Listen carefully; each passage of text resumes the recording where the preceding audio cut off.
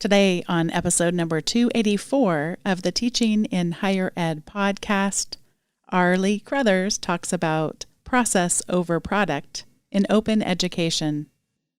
Produced by Innovate Learning, maximizing human potential.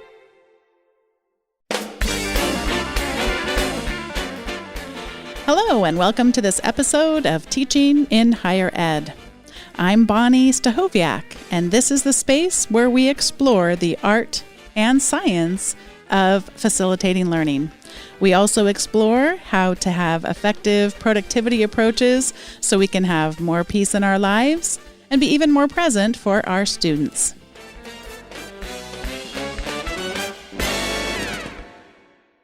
I'm grateful to be welcoming to the show Arley Cruthers today. She is a writer and an instructor of applied communications, that's business communication, at Kwantlen Polytechnic University. She has loved teaching ever since she got hired as a secretary for a summer camp and somehow ended up teaching Microsoft Office to 6-year-olds and getting yelled at by parents for playing too many math games with the kids. She is a wonderful open educator. She has taught creative writing in her past and rhetoric and composition. She especially loves working with people who have grown up believing that they're bad writers or people who are new to English. And in her applied communications classes, her students analyze their emoji use, uncover their written voice, compete in the grammar Olympics, and generally impress the heck out of her. In her spare time, she's a novelist who has published 2 novels, post-2007, and The Time We All Went Marching, 2011. She also writes genre fiction under Lane Ferndale with a co-author. Arley, welcome to Teaching in Higher Ed. Thanks for having me. It has been a while since we've been connected, and I feel like every time you send a tweet out, there's something worthwhile that I need to bookmark or come back and revisit later. Thank you for all the wisdom that you share on that social network. Oh, no, I learn a lot from Twitter, so I'm glad at least some of it was valuable. It's not just all me talking about my toddler. Yeah, well, I do enjoy that too. I think it's nice when we show up in our full human form, toddlers and all. It's really nice. And I chuckle because our kids are now 5 and 7. So every time I see one of those parent-related tweets, I sort of smile and say, oh, I remember those times.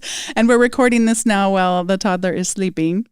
Yes, making the most of that valuable nap time. Yes, I feel very honored that you would come on the show, period. And then secondly, that you would take that precious time and invest it in this. So thanks for being here today. I know one of the themes that we're going to discuss today is this idea of process over product. And I'd love for us to start with way back when, with your experience as a Paralympian. Yeah, so I was a Paralympian. I was on the wheelchair basketball national team for 7 or 8 years. And that experience definitely informed my very first teaching job, or quote unquote teaching job. I was 17 and I got put in charge of a junior wheelchair basketball team. And when you coach able-bodied sports, sometimes you coach the best 8-year-old on a particular neighborhood. But when you coach wheelchair sports, you coach everyone from a 6-year-old able-bodied sibling to an 18-year-old who maybe has some cognitive challenges. So my Paralympian career and my wheelchair basketball coaching career was this very cool early introduction to thinking about diversity and thinking about how each athlete could get their needs met, even if those needs were really, really different from one another. I'm trying to envision this because I know it's a wide age range that you worked with. And I just think about teaching a class that's predominantly 18-year-olds or predominantly 22-year-olds. That must have been an incredible challenge for you. Well, I think because it was my first teaching experience, I really didn't recognize it as a challenge. I was just like, oh, well, let's just kind of figure out a way that we can all work together. And I had a lot of really amazing coaching mentors. But it really allowed me to think about how to put different people in positions of success. That how can you have that 6-year-old feel like they're not just trying to catch up with that 18-year-old, that they're actually working on skills that they need to work on and feeling like their interaction, their experience at that practice was meaningful rather than like, oh, I'm just so far behind. I need to catch up. And, how helping certain athletes take on a more of a leadership role if they have already mastered those skills. So I was lucky to have a lot of really good coaching mentors. My son is 7. And he is really motivated in his learning process and also just in his learning environments, like at school, in the classroom, really motivated by the positive reinforcement tools. And I know that one of the things, I don't know if you've heard of this before, but there's a thing called clip-ups. So there's a chart in the classroom, and if they clean up without being asked, or if they do the positive behaviors, then they'll get clipped up. And I haven't thoroughly investigated all the criticisms, but we could imagine that if that is really the only thing driving that behavior, then it's not really a learned behavior. It's more of a conditioned behavior that probably, if we didn't have the clip ups, may not occur as naturally. For him, it hasn't really been a concern to us because he does still clean up his stuff, even if we don't clip up, like we don't clip up at home and those kinds of things. But as you were telling your story about coaching the wheelchair basketball, I'm just digesting the sense of how much of when I was growing up, it's very individualized and individualistic, more of a competitive aspect to it. And that's, again, pretty deep-rooted in much of American culture. What was that like for you, both in the culture of wheelchair basketball and then also the broader Canadian culture? Well, I think wheelchair basketball is actually good for me. I was someone growing up where I was grade focused, especially when I acquired a disability. And people, often talk to disabled kids in very soft, sweet voices. And I was like, no, I'm going to get 100% on that test. Like, I became very grade focused. So I was very lucky for wheelchair basketball, where a lot of the coaches were, again, focusing on that process, focusing on that. When you're playing in a team sport, you need everyone's contribution. And because of the way that wheelchair basketball is set up, where there's this kind of classification system where every athlete is given a point value depending on their level of disability, and then you can only have a certain number of points on the floor. One of the things you learn very quickly is that I have more function. So I'm a class 4. But if you want to get into a scoring position, you need those class 1 athletes, right? Everyone has their role to play. And really good wheelchair basketball coaches do a good job of making that visible about how to be good at wheelchair basketball, you have to have that connection. It's about that connectedness and everyone being able to value everybody else's contribution. So there is still a focus on winning. Yes. The focus on winning is winning with a team. Yeah, well, I think that my coach, Tim Frick, who was my coach both provincially and internationally for a really long time, one of the things that he always used to say is that in order to focus on winning, you have to kind of forget about winning. And that is something that's hard for me to do. I'm someone, like, if I take a deep water aerobics class, I'm someone who's going to be like wanting to push those old ladies out of the way, like, wanting to kind of be the best. I'm very competitive. But the thing that he would do at the beginning of every season is, especially, I remember I went to one Paralympics at the 2004 Paralympic season. He'd sit everyone down and he would say, okay, let's close our eyes. Let's imagine, how does it feel? It's the gold medal game. You're putting on your jersey. You look down, you see the Canadian flag. You're getting strapped into your chair, and he would walk you step by step through that game until finally the buzzer goes, Canada's won. Are you crying? What does it feel like? What does the weight of that medal around your neck feel like? And then he would say, okay, now we need to stop and forget about that moment. We need to put it away. And every day we need to focus on that process, because in sports, you can be perfect in your preparation. You can do absolutely everything right, and someone else can have a better game than you, and you can still lose. So if you put all your stock in that gold medal, you're going to be sorely disappointed. But if you focus on that process, that's when you're going to have a rich and valuable experience no matter what. And probably you're going to get that result you want. When I started teaching, that was a lesson that I really took to heart. It's hard for us, most of us, to focus on the process, especially in the way that our educational institutions, for the most part, treat grades and things like that. It's really, really hard because everything's pointing you toward that GPA. Our scholarships are based on it. The ability to go on to grad school are often based on those grades. So how do you in your teaching then help your students begin to focus more on the process and less on the product?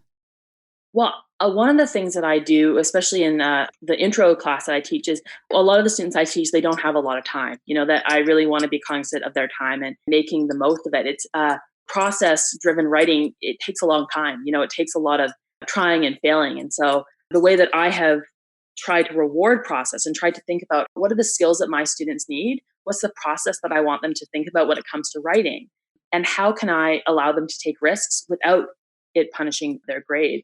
And so in that class, we do this great big giant report project where it's 2 classes worth of students. Last semester was 3 classes, 75 people, all writing one great big giant report. And the goal is to write a report that could actually change something and have a real life impact. But even though we write this, last semester was 150 pages, nobody gets a grade on it. The report is simply almost like our sandbox, right? It's the place where we practice our skills. And it's also the student's contribution is anonymous and they don't have to take part. It's what we're doing in class that day, but they can take part in a way that's meaningful to them. And because everything that we do is really focused on, this week we're learning about synthesizing research. This week we're learning about citation. This week we're learning about how to edit for plain language. Because students know that they're not getting graded, it's an opportunity for them to take risks and to try something. And if it doesn't work out, another student can come in and fix it. So they get graded on individual assignments leading up, but the real focus is on that report. And it's very cool to say to them at the beginning of the semester, to hold up last semester's report and say, this is what we're going to do. We're going to write 150 pages and have students say, no way, there's no way that we're going to be able to do that. And then, kind of have us set our intentions. And every week, there's always a point in the semester where I log into the report on Google Docs and it's there. It's this huge kind of giant thing. I would really appreciate hearing a little bit more about how that all works. I mean, so it's anonymous to you too. They're not logged into Google Docs, so you don't know who has made what changes. Yeah. So the assignments that they do leading up to the report, they write a proposal for what research they're going to do. They analyze the research that they do, and they write basically a proposal where they tell me what grade that they think that they deserve. They reflect on their own performance, basically like a performance review. And then at the end of the semester, they take what they learned and they remix it in a new way to teach it to somebody else. And so they can create, posters. And I've had board games, I've had memes, I've had songs, I've had poems, comic strips. So if they participate, if they make contributions, they're going to have a lot of material to write in their performance review, right? It's going to be fairly easy for them to make a case that they deserve a good grade. But if they don't, there's a lot of other ways that they can make that case, right? That often students who are new to English, a lot of students I teach, especially in the summer, this is their first class in English. And so they maybe didn't do as much writing, but they helped out somebody who was not there. They fixed somebody else's citations. They created a chart or a graph. They taught somebody else how to use a video editing program. I had one student who made original music for everybody else's videos in the class. And so sometimes students are not able to say, okay, I wrote 1,000 words, but they contributed in so many other ways of the writing process and making it seem that that's meaningful, that those contributions matter. That's writing, right? Brainstorming, talking with a friend, it all counts as writing. Students often leave with just the idea that they've improved within this course and they can keep improving. Not, I tried to write a report and it didn't go very well, and I guess I'm not a good writer, so I'm going to just struggle with writing for the rest of my career. Are there other assignments that they do beyond what you mentioned, the proposal, the analyzing, the research, the proposal for the grade, and that end of semester culmination remix? Are there other things too, or are those, They do a portfolio where they revise their work at the end, or they can choose to take a final exam. There's also a couple of grades for peer review, so they're individual assignments. And then we also and this was something that students actually created. When I first did this assignment, it was just all individuals. And we decided halfway through the semester, we need a bit more structure. It's just, 50 individuals, it's just too much. And so we broke them into accountability groups where your group is just there to provide you a little bit of support. We would give different groups, different tasks. And so the next semester, I turned that into like a mini assignment where every student is in an accountability group, and each week a different student is the team lead. And at the end of the week, they give me a little progress report that says what was the team working on, what did everyone do in class and out of class, and what challenges are we still having, which allows me to figure out, okay, everyone, I thought I covered citation, people are still confused, I'm going to go back over it. Or a student is really struggling, so I can now check in and help that student out, whereas I wouldn't realize that student was struggling before. So it's just a small assignment, but it helps to give the report a little bit more a feeling of like, it's not just you kind of floating in this giant project. You are describing these things and you're describing them well, but there's nothing like seeing it. So I do want to let people know that in the show notes today, which will be at teachinginhighered.com/284, are a couple of documents. And one is the proposal, I believe, for the project itself, and the other was the resulting project. And they are remarkable. I'm going to recommend everybody go take a look at each of these documents because you really can't get a flavor of it until you see all the names of the people. You said 75-ish people between the classes and then just the heart and soul and everything that they put into this. And describe a bit about what was the problem that they looked to solve collectively as a team. So this semester, the most recent semester, they looked to solve how our school can better support international students. And we have a lot of international students, but it was also a chance for domestic students to learn a lot more about international students. So they did original research, and it was really cool to just see the students feel both pride in being able to share their experiences, but also this is a topic that they know a lot more about than I do. Like, I love being in a position where of everyone in the class, I'm the one who knows the least about the topic. Like, I'm the one who's playing catch up. So it was a huge learning experience for me too, that they were able to not only share their stories, but they did a lot of surveys and interviews. We found some really interesting data about international students at our university. And then we were able to then compare it to other scholarly research on the topic. But one of the coolest moments from that particular class was that we had to write the executive summary, which is the most important part of the report. And the students had looked at a bunch of different models, and one of the ones that they had been attracted to was one that was more storytelling driven. And so we had this moment where everyone sat in a circle. We just started writing a story based on our research. So a lot of our international students are living in quite extreme housing conditions. So one student said, well, I live with 8 people in a 2-bedroom apartment. And so all I hear in my life are alarms going off, just alarms ringing. And so we got to put that in the story, but what do you hear? And then another student said, well, I didn't know I had to register for classes. So my semester, I was delayed a full semester before I even started. So we put that in. And so they told this little story kind of evolved. And then a student drew a drawing to represent that story. And those are moments that I could not have designed. Like, most executive summaries do not contain a story, but it was really, really cool to have students take ownership and decide that they're learning about persuasion. This to them was the most persuasive way to tell the story about what it was like to be an international student at our university. And I've heard from all of the people who've read the report that that's the most impactful thing. I'm going to read just a few highlights from the table of contents. So there, as you mentioned, there's the executive summary and some acknowledgments. There's a background, some of the academic barriers that international students face, financial barriers, mental health barriers, social barriers, and then some recommendations at the end and references. And as a complete side note, this has nothing to do with your project, but I just love hosting this podcast because I learn every single time I have an episode. You invited me to come see your Google Doc, and I see right here a menu for Zotero. I did not know that you could use Zotero inside of Google Docs. I had no idea. Zotero is my favorite references manager, and here it is right here. I'm looking at it on the screen. Yeah, and I did not know either until a student taught me how to do that. Wow. I wonder how recent that is, or if I've just been missing it for a long, long time and completely missed it. That is amazing. Yeah, and what a remarkable thing. So people really do need to go look at the show notes. One other question I had as you were describing this, I'm still having a hard time picturing how you could do this with one class, but let alone with 2. How are you bringing the ideas from 2 different sections of the same class together? Yeah, so actually last semester was 3 classes. So the students have a role in deciding how they best want. The big challenge is each student is doing their own original research, and then they're reading an article. And how do we take what they learn, what each student learned, and make it accessible for every other student to draw on? And so we do it through a series of Google Docs. Next semester, I'm probably going to make it more of a forum that students can kind of input, but they decide kind of what categories are important. And then I create a series of Google Docs, and students kind of copy and paste the most important quotes and their research findings.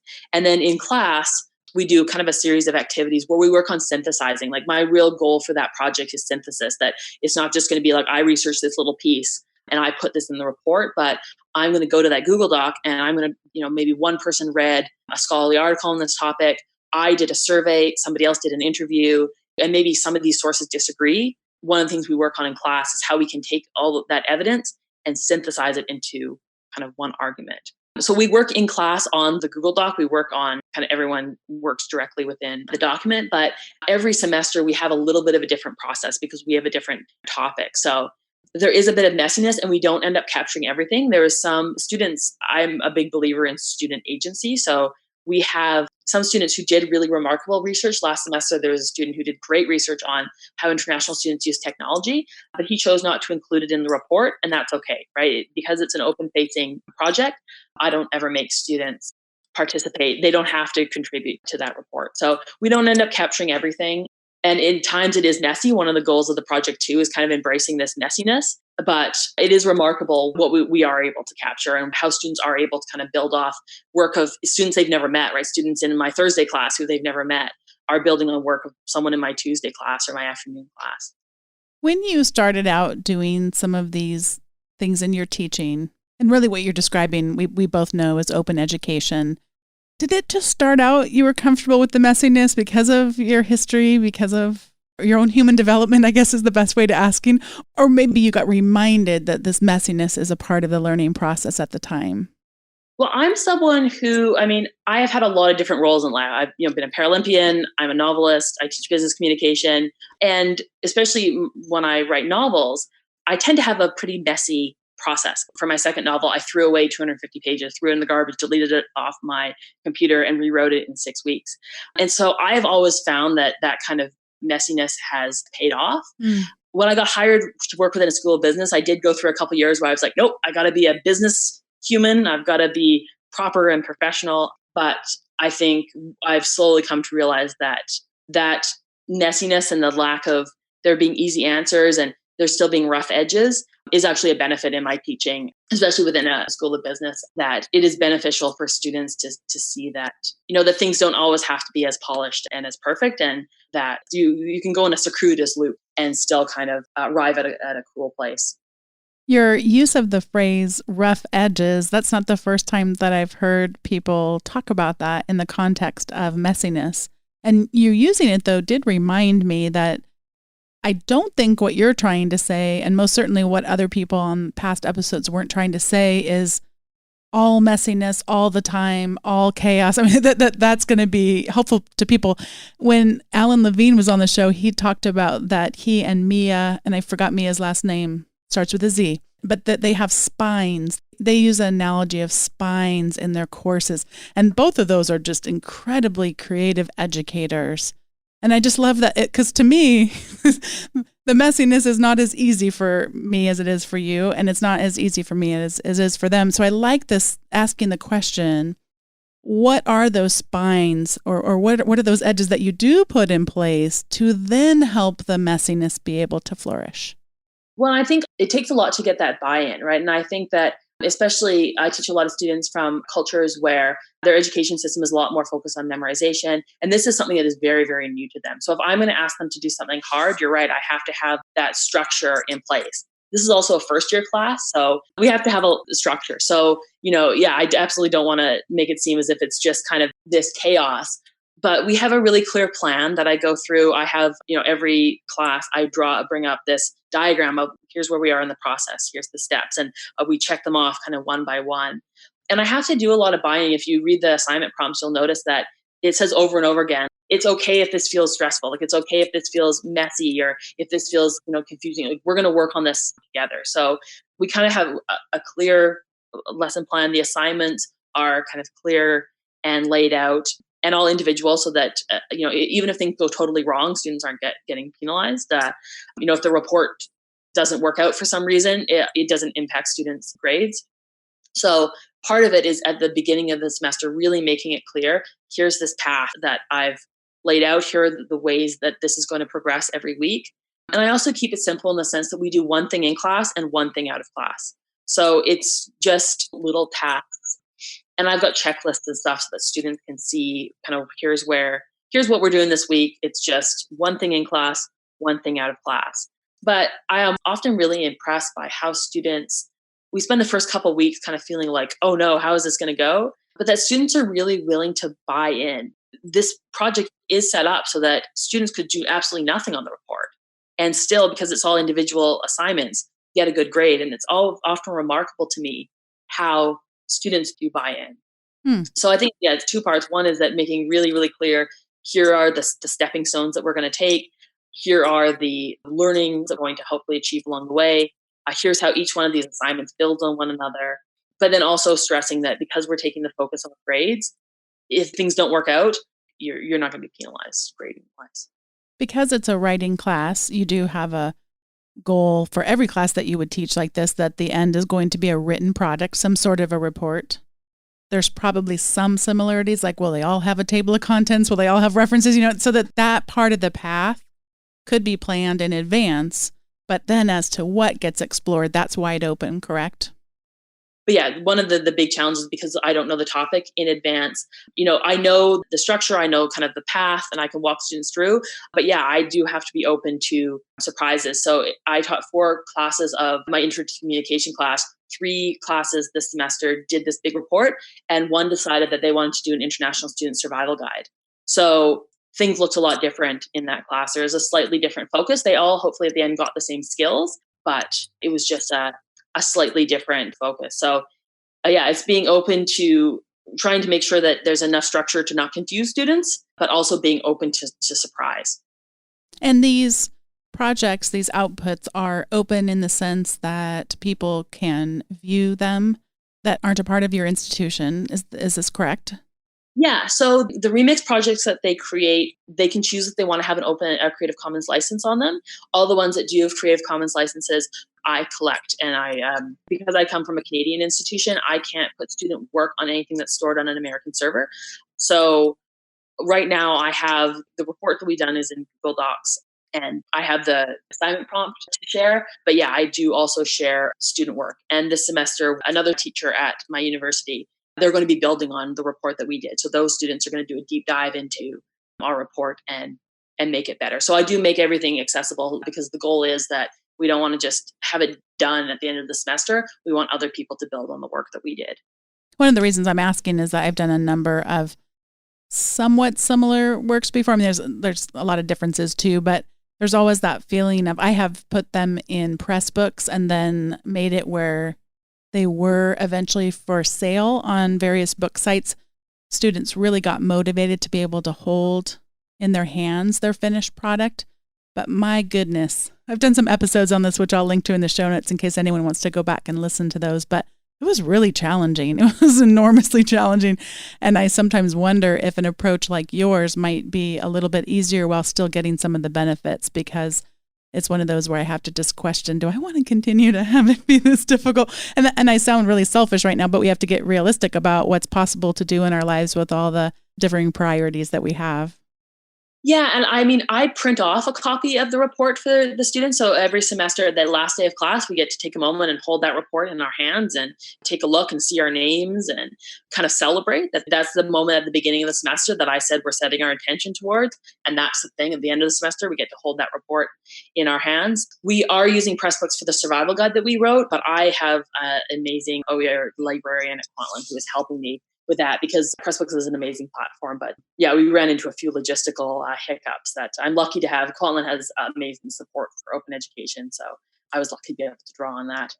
I love Pressbooks. One of the small things that you would run into this no matter what you were using, but people not understanding that if you started in Microsoft Word and then you copy Microsoft Word and you put it on any web thing that's going to talk HTML, there's hidden HTML code in there.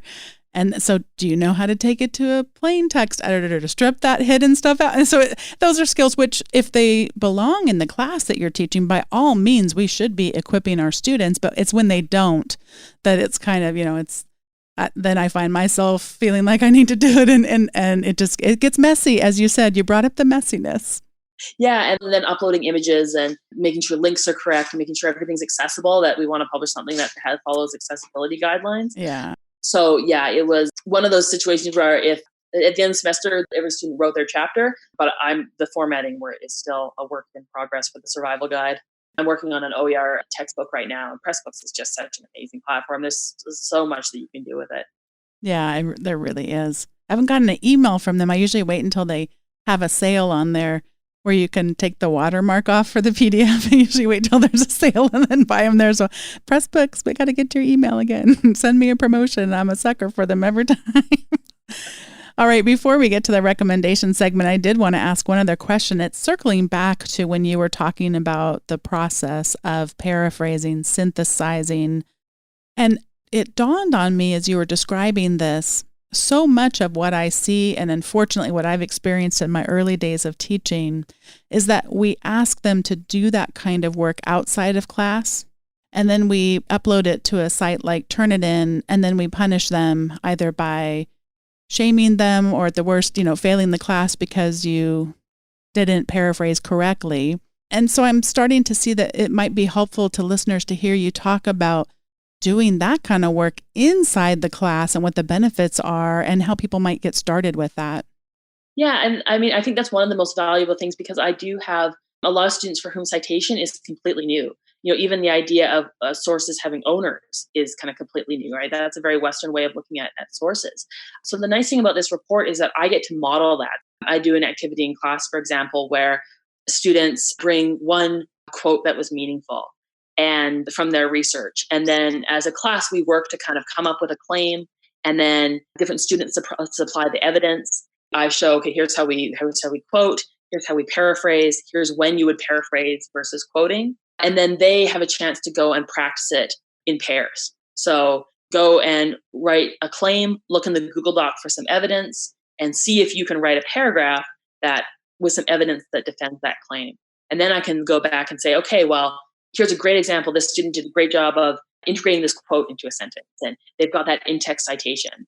And here we can see that, maybe this paraphrasing, like what needs work here? How can we make this use less of the original text? Because it's anonymous, it gives us a chance to really work with student material and kind of tackle some of the issues that students are having with citation in a way that is just kind of more focused on the process, right? That we all need to practice those skills. And they get to see in real time too, how those arguments come together and why you would combine different sources in this way, or why you would quote, what makes something that would be good to quote rather than what makes something that would be good to paraphrase. So they have in front of them either computers or some kind of a device in order to be able to type while they're in class? Yeah, so if they have laptops, they bring laptops. If not, I have a paper version of all the activities, and they can access the sources on their phone. So they can access the Google Docs on their phone, and then they can work in that way. I have some classes where very few students have laptops, and so there are times when I have to take what students have written and transcribe it. But they're able to kind of roll up their sleeves and practice in real time when I'm there to be able to help them and go around to groups and say, oh, well, why did you choose to put that in quotation marks, for example? That's wonderful. Well, this is the time in the show where we each get to share our recommendations. And what I'd like to share today is from Brian Mather's site. He has a website that is a remixer site, and it actually has a lot of different things you can remix. Kind of a playful one is where you can remix a skateboard.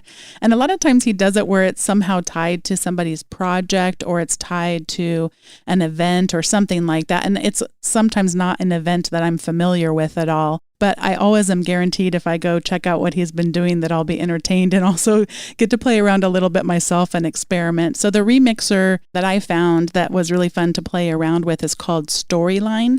And I've put a link to that in the show notes. And what Storyline lets you do is construct a quick Polaroid storyline that looks like it's sort of connected by a line or some kind of a ribbon going through it. And you can customize all of the images, all of the text. And so the one that I'm looking at on my screen right now just happens to be a timeline having something to do with Napoleon. It says events 1 through 4, and I can see 4 different historical photos or paintings, I believe, actually, not photos, the 1700s. No, it wasn't photos, but it's just a delightful way that you could create some images that you wanted to go into your classes, but also could introduce this to your students as well. So the number of pictures can be customized, the pictures themselves, the titles, and the text underneath the pictures, as well as all of the colors. And then you can download it or share it to various social media. So there's all kinds of options we could do with this. So this is just one remixer, but if you click at the top on remixes, there's all different kinds of ones. Like I mentioned, there are some that were around conferences, but then just some fun ones with skateboards. And he's very tongue-in-cheek sense of humor, and it's just really a fun site. You get kind of lost there. So that's my recommendation today, is to go check out his remix project. And Arley, I'm going to pass it over to you for yours. Yeah, so my recommendation is a MOOC that the University of British Columbia puts on that's called Reconciliation Through Indigenous Education. That's offered by Dr. Jan Hare, and they offer it a couple times a year. The most recent one starting October 15th, but if you missed that one, they offer it in May as well. But I think every educator needs to be thinking about decolonization and reconciliation, and it's just a really amazing MOOC where There's Indigenous knowledge keepers, there's videos, there's all sorts of resources. And a lot of what I learned in that course, I'm still thinking about. I think it's a must do for every educator. It looks amazing. And one of the nice parts about it is free, but then you also can pay a small sum. In this case, it's $50 to receive a verified certificate if you needed that for your own professional development reasons at your institution. So lots of options for us, but it looks like a tremendous course. Thank you so much for sharing it. Yeah, it's one of those ones I feel like I could take it 5 times to really get the full benefit of it. It's just such a rich experience. I am so glad that we got connected on Twitter and that I got to have this conversation with you today, Arley. Thanks for investing your time in teaching in higher ed and also investing your time on Twitter so we can continue to learn from you as well. Awesome. Well, thanks so much. I'm a big fan of the show, so this was pretty exciting for me. Thanks once again to Arley Cruthers for coming on today's episode of Teaching in Higher Ed. It was episode number 283. If you'd like to access the show notes and the transcripts, that will be at teachinginhighered.com/283. And if you have yet to sign up for our email updates, you can do that at teachinginhighered.com/subscribe.